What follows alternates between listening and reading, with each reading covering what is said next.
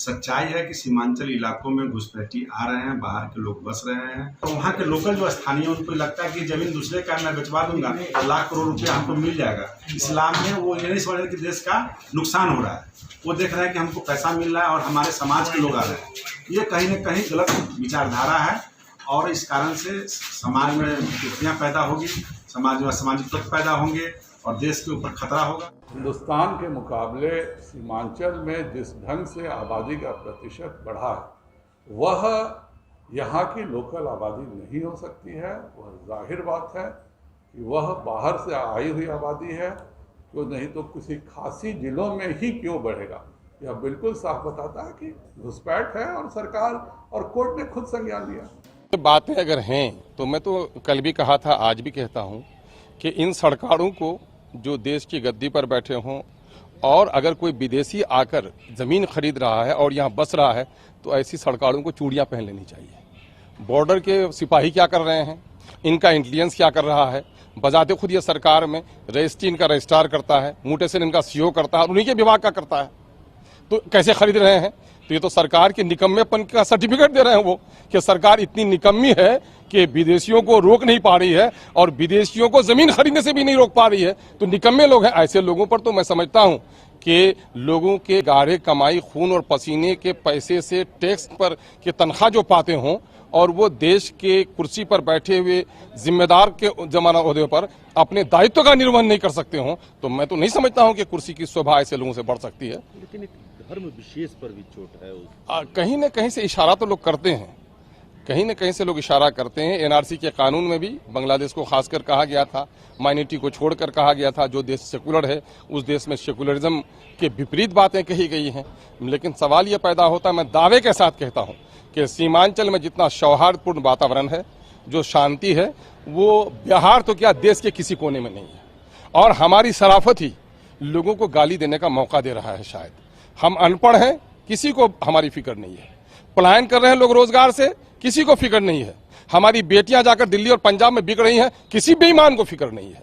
हमारी बस्तियां नदियों में कट रही हैं, विलीन हो रही हैं, विस्थापितों को बसाने की किसी को फिक्र नहीं है। अगर गिरिराज जी जाते हैं तो उसको वहां पाकिस्तान नजर आता है। और राम सूरत जी, नाम तो बड़ा प्यारा है, लेकिन नाम राम का होने से नहीं होगा ना, मामला भी उनका करना होगा। काले कलोटे आदमी का नाम गोरे लाल लग दिया तो चमड़ी नहीं बदल जाती। डीएम ने भी एक पत्र लिखा है डीपीआरओ को, बजाते इंटीमेशन दिया है कि पता लगाने के लिए, रोक लगाने के लिए। भाई मैं कह रहा हूं कि ये तो जिम्मेदारी है ही, इनका रूटीन वर्क है।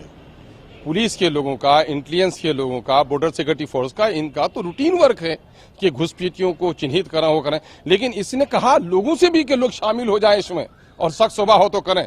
दुश्मनी उतारने के लिए कोई भी किसी के पास कुछ भी करेंगे। और आसाम में तो यही कुछ हुआ था। लास्ट डे जो ऑब्जेक्शन था तो उसमें एक समूह विशेष के खिलाफ 2.5 से 3 लाख ऑब्जेक्शन दिए गए और उसमें बेशतर झूठे पाए गए। तो ये खाना जंगी और कहीं के वातावरण को प्रदूषित दूषित करने का इसको किसी को इजाजत नहीं मिलनी चाहिए। किशनगंज के लोग गरीब हैं, वहाँ हिंदू मुस्लिम सिख ईसाई मिलकर रहते हैं। देश में कितनी भी घटनाएं हुई हैं, लेकिन हमने अपने सौहार्द को आँच आने नहीं दिया है। यही वजह है कि सौहार्द के बिगाड़ने वालों को सीमांचल का यह सौहार्द पसंद नहीं आ रहा। शायद क्या आपको लगता है कि बांग्लादेशी आ रहे हैं तब ये सवाल उठ रहा है, या फिर मैं कह रहा हूं कि बांग्लादेशी अगर आते हैं तो बॉर्डर में बैठी हुई आर्मी जो फोर्स है, एसएसबी है, बीएसएफ है, गृह विभाग के लोग हैं, इंटेलिजेंस के लोग हैं, तो क्या किया इन लोगों ने? क्या इनको अपनी नौकरी पे रहने का और ऐसी सरकारों को गद्दी पे रहने का हक है जो बॉर्डर की हिफाजत नहीं कर सके? अरे बॉर्डर की हिफाजत के लिए गर्दन कटाने वाले अशफाकुल्लाह का खून हमारे रगों में है और बॉर्डर की जो हिफाजत नहीं कर पाए वो 56 इंच के सीना वालों को जरा खबर लेनी चाहिए कि कहां से आ रहा है। और वो उंगलियां दिखा रहा, आंख दिखा रहा है आपको। और आज के दिन में तो वातावरण बिल्कुल उलट सा गया है कि बांग्लादेश के लोगों की प्रति व्यक्ति आय बिहार और बंगाल के लोगों से बढ़ गई है। इसलिए तो मैं नहीं समझता हूं कि कल के दिन में तो आते थे, बर्तन मांजने के लिए आते थे, काम करने के लिए आते थे, लेकिन आज के दिन में तो उसे नहीं आना चाहिए। अगर कोई आता हो इस तरह से सरहद फलांग करके तो इसके माने वो मजबूरी नहीं होगी, वो मेरा दुश्मन होगा।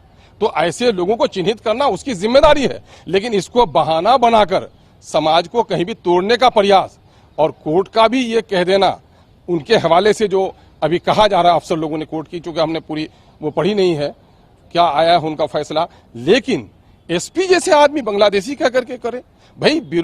चाहे घुसपैठिया किसी भी मुल्क का हो, चीन और जापान की घुसपैठियों को बर्दाश्त करेंगे? चाइना के घुसपैठियों को बर्दाश्त करेंगे? मुमकिन है कि नेपाल के रास्ते चाइना का भी आदमी आ जाता हो, तो फिर आपने उसका नाम क्यों नहीं लिया? तो वहां पर बंगला भाषी कुछ न कुछ अकलियत के लोग हैं, कहीं न कहीं उनको चिढ़ाने से, चूंकि जो लोग सांप्रदायिक लोग रहे हैं, इनकी भाषा पहले भी रही है कि मुल्ला का दो स्थान, चाहे हिंदुस्तान चाहे कब्रिस्तान चाहे पाकिस्तान, ये लोग चिढ़ाने वाला काम करते रहे हैं। हाथे लुंगी मुंह के पान, बंगला मुइया जाओ पाकिस्तान, इस तरह का जुमला, चिढ़ोती वाला जुमला ये लोग कहते रहे हैं। और इस तरह के चिढ़ोती वाले जुमले के मुंह पर लगाम लगाने के बजाय उनको प्रोत्साहित करना एक जिम्मेदार सरकार और जवाबदेह सरकार का चलन नहीं है।